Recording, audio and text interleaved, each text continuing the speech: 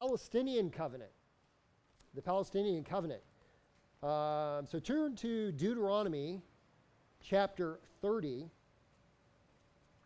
Deuteronomy chapter 30. If I can get there myself.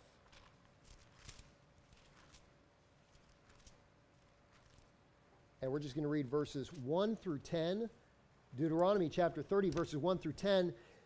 The Bible says, "And it shall come to pass, when all these things are come upon thee, the blessing and the curse which I have set before thee, and thou shalt call them to mind among all the nations whither the Lord thy God hath driven thee, and shalt return unto the Lord thy God, and shalt obey his voice according to all that I command thee this day, thou and thy children with all thine heart and with all thy soul, that then the Lord thy God will turn thy captivity and have compassion upon thee, and will return and gather thee from all the nations whither the Lord thy God hath scattered thee. If any of thine be driven out unto the uttermost part of heaven, from thence will the Lord thy God gather thee, and from thence will he fetch thee. And the Lord thy God will bring thee unto the land which thy fathers possessed, and thou shalt possess it. And he will do thee good, and multiply thee above thy fathers. And the Lord thy God will circumcise thine heart and the heart of thy seed, to love the Lord thy God with all thine heart and with all thy soul, and that thou mayest live. And the Lord thy God will put all these curses upon thine enemies, and upon them that hate thee, which persecutest thee. And thou shalt return and obey the voice of the Lord, and do all his commandments which I command thee this day. And the Lord thy God will make thee plenteous in every work of thine hand, in the fruit of thy body, and in the fruit of thy cattle, and in the fruit of thy land, for good. For the Lord will again rejoice over thee for good, as he rejoiced over thy fathers. If thou shalt hearken unto the voice of the Lord thy God, to keep his commandments and his statutes which are written in this voice of the law, and if thou turn unto the Lord thy God with all thine heart and with all thy soul." All right, let's go ahead and pray. And we're going to get into the very, very beginning of the Palestinian covenant. Dear Heavenly Father, Lord, I pray that you would help us as we continue to look at your covenants. Help us to get an understanding of what they are, and also to understand how we can grow by them, how we can apply them to our understanding and knowledge of you and Scripture, and ultimately of our life. We ask these things in Jesus' name. Amen. All right. Okay, so only one review item, okay, to make it short. We had the Abrahamic covenant, but then we covered the Mosaic covenant, and I just want to list off some of the promises of the Mosaic covenant. We'll do this quickly. Israel will be God's prized possession. Israel will be a kingdom of royal priests. Israel will be a holy nation. God will defend Israel from her enemies. God will be merciful and gracious and forgiving. Blessings of the Lord on the nation, cursing on the nation if they reject the covenant. And the covenant was conditional based upon Israel's obedience. And when we looked at the Mosaic covenant, it was about the receiving the blessings, right, when they were in the land, and the land was promised to them via the Abrahamic covenant. Okay, so let's look at the Deuteronomy 31 through 10. The naming of the covenant, I call it the Palestinian covenant. It sometimes is referred to as the land covenant. Okay, so Palestinian covenant or land covenant. You won't find the word Palestinian covenant or land covenant in the Bible. But as we get through what the promises are, hopefully it'll make sense. Now, maybe a more biblical term, which is actually not used, might be the covenant of God made with the children of Israel in Moab. That actually might be a more biblically correct term, but I haven't found anybody that uses that. So this is the setting of the Palestinian covenant. Right before the children of Israel are to go in and to take the promised land, right? So we've seen in the same vein as we talked about last 2 weeks, the entire generation before dies off save two, right? Joshua and Caleb. And now is the time to go in and possess what God had promised. Well, when did he promise it? Why is it the promised land? because God promised it to Abraham and his seed, right, that he would give him the land forever. That's why sometimes we think of, the promised land, and it's almost like a colloquial idiom, thank you, where we think about it like without thinking of the fact that it is a promised land, right? God promised it. Who did he promise it to? Abraham, through the Abrahamic covenant. And so here they are, children of Israel. Moses is about to depart. He's about to die. And there's a question of, are we really going to be able to make it to this promised land? Especially, by the way, after he just recounted, again, the Mosaic conditional covenant of receiving blessings. Okay? Because where did we see that also? The second time. First time was in Exodus. When was the second time? In what book of the Bible? Deuteronomy. It was also in Deuteronomy. Huh? We're like in Deuteronomy chapter 30, right? And in fact, we looked at it in Deuteronomy chapter 4. So the Mosaic covenant was reiterated, right, in Deuteronomy, and now we're saying we have a new covenant that was established in Deuteronomy? Yes. Yes. So, I want to lay out, there's 3 different ideas, though, of what this could be. Some people see the text that we read, Deuteronomy 30, 1 through 10, as a continuation of the Mosaic covenant, right? Because I said, chapter 4, and it continues on in Deuteronomy, was Moses reiterating the covenant that God had already established for the children of Israel for this new generation, right? That was what we said. Some would view this being added to that. So it's like, it's really restating the same thing. But we're going to see there's some different promises here, okay? Now, some would acknowledge that there are different promises, and so they'd say, well, actually, what Moses is doing here, what God is doing, is he is reenacting a covenant, which is the same covenant of the Mosaic covenant, but kind of adding some extra pieces to it, okay? Now, I don't think that is the case. So just turn back one chapter with me, Deuteronomy chapter 29. Look at verse number 1. These are the words of the covenant which the Lord commanded Moses. Now if we just stopped there, either one of those first 2 positions could be valid. Okay? These are the words of the covenant which the Lord commanded Moses to make with the children of Israel in the land of Moab, beside the covenant which he made with them in Horeb. Now, can you guess where Mount Sinai is? Horeb, right? So, what was another name for the Mosaic covenant? The Sinaitic covenant, the covenant of Mount Sinai, right? So, here's what he says.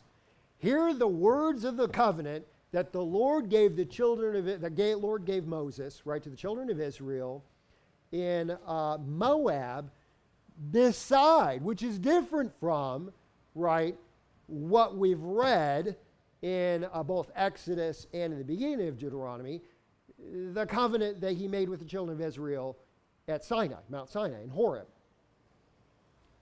I think I have to vote for option number 3, which is this is a unique covenant. That's what besides means, right? It's not added to, right? It's different from, if that makes sense. And so here, because it is odd, we're in the same book, and yet there's this other covenant that it just seems kind of slip in chapter 29. Now, if we look at what happens in chapter 29, you say, well, why did we start reading at the beginning of chapter 30? Because there's a lot of text right in there.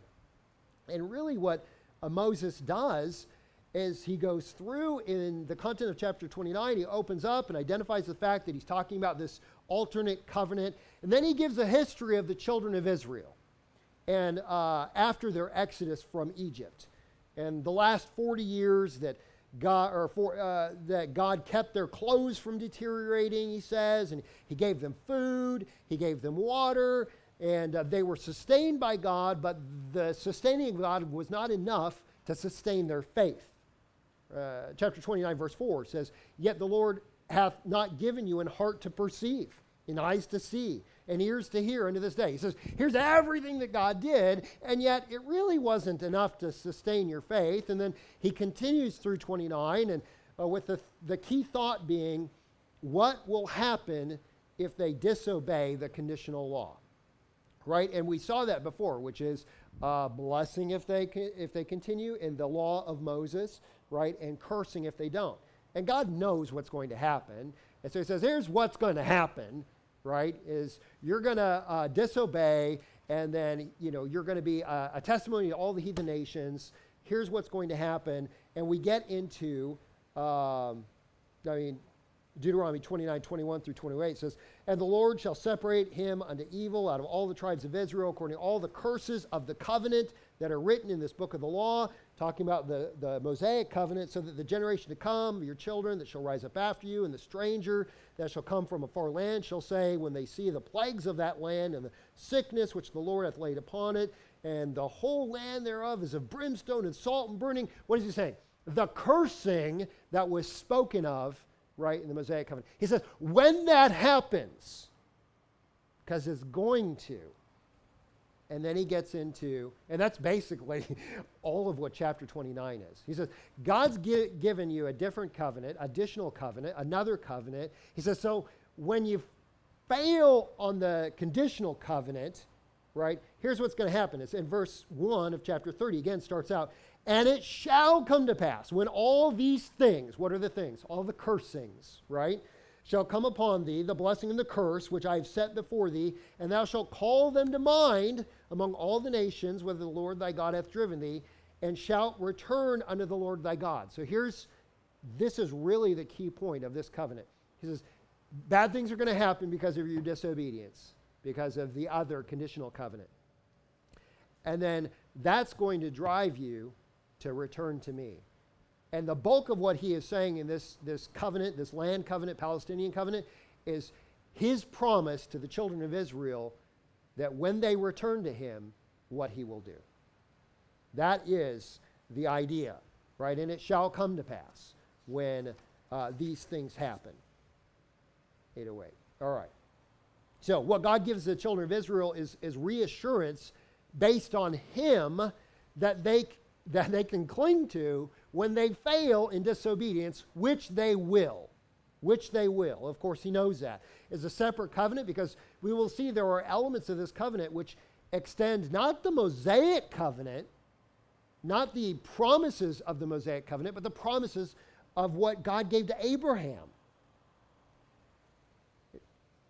Unconditional, eternal, right? That was Abraham's covenant. And some of these elements are unfulfilled, while some have been fulfilled. So, what are the promises of this covenant? And we see this through 1 through 10. The nation will be plucked off the land for its unfaithfulness. That's going to happen. See that in verses 1 through 3. But there be a future repentance of Israel, also in verses 1 through 3. We're going to see Israel will be restored to the land in verse 5. Israel will be converted as a nation. When we talk about conversion here, we're talking about regeneration, like salvation, right? Regenerated within. Israel's enemies will be judged in verse 7. The nation will then receive her full blessing, and of course how this is going to happen will be the return of Israel's Messiah and their response to him. So that sounds really different than the Mosaic covenant, right? It's very much about the land, so the possession, right?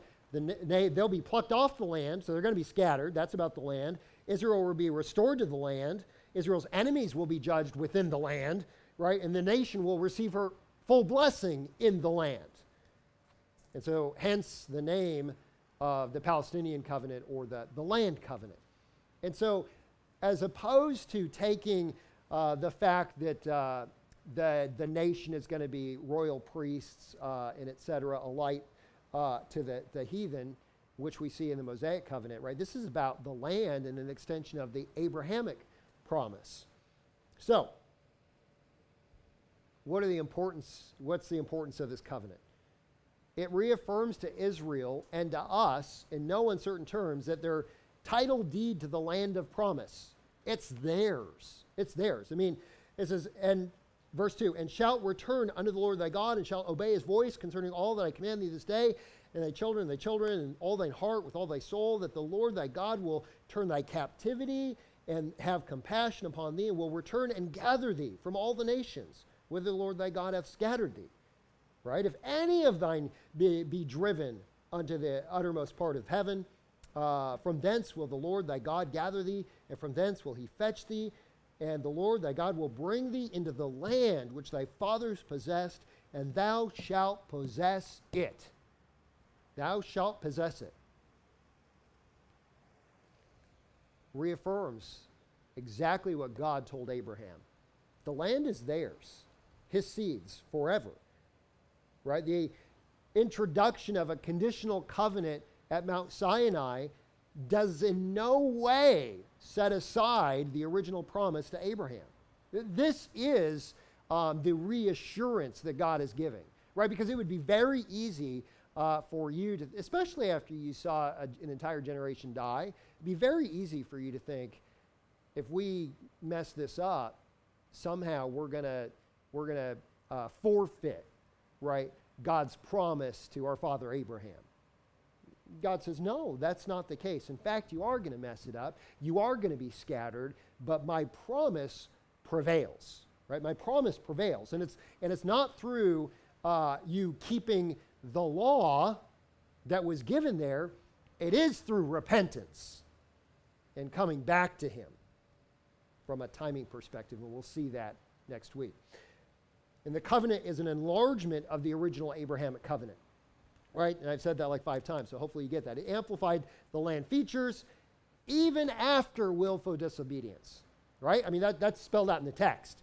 Even after willful disobedience, it amplifies the fact that they get the land and that they get blessings and that they are returned in even more so regenerate unto God. Unconditional nature of the Abrahamic covenant shows forth here. Okay, so next week we're going to look at, is it unconditional or is it conditional? Why is it important? And what does that mean for us? So if the Mosaic covenant is abrogated, if it's been fulfilled and it's no longer effect, is this abrogated? Does it continue? If it does continue, what does it mean for us? What does it mean for the nation of Israel? What does it mean for the church, etc.? And so we'll go there. I want to say any questions, but we didn't even finish this is like the beginning. Yeah, Miss Lori. So it doesn't say this is a covenant that I made. There's no that word isn't used like it is with the other covenants. So how do we know that this is a covenant?